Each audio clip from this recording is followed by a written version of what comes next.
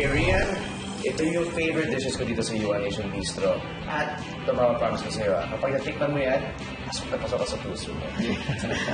Rocco, kain na tayo. Iba yung sagot ng If I'm gonna try some of the soup while it's still piping hot.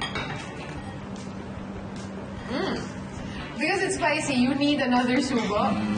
And then you just keep going. Okay, what's next for Rian?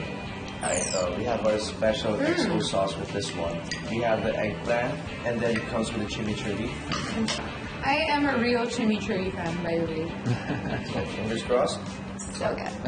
It's just so good. Samba extra that so well.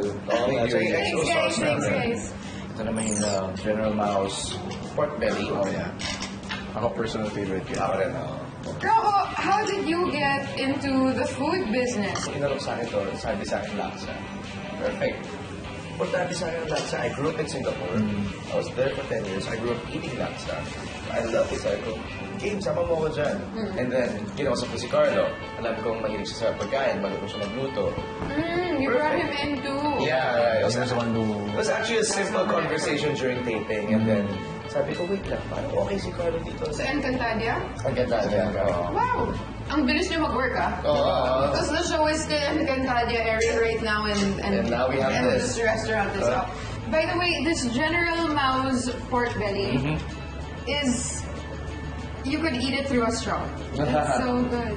Oh, wait, Carlo, hindi ba ito yung niluto mo kanina? Ay, oo. Kaya matikman yan. Ang ribeye, wasabi chimichurri. Yeah, go ahead.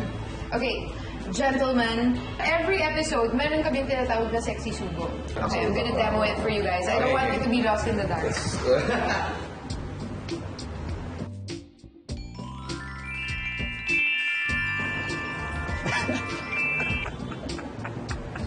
Oh my God. No, that's some good beef. Uy na.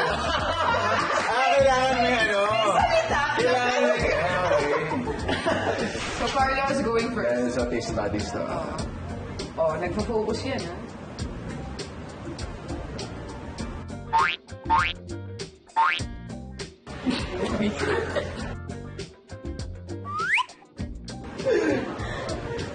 May tikim muna. Walang mali sa maling.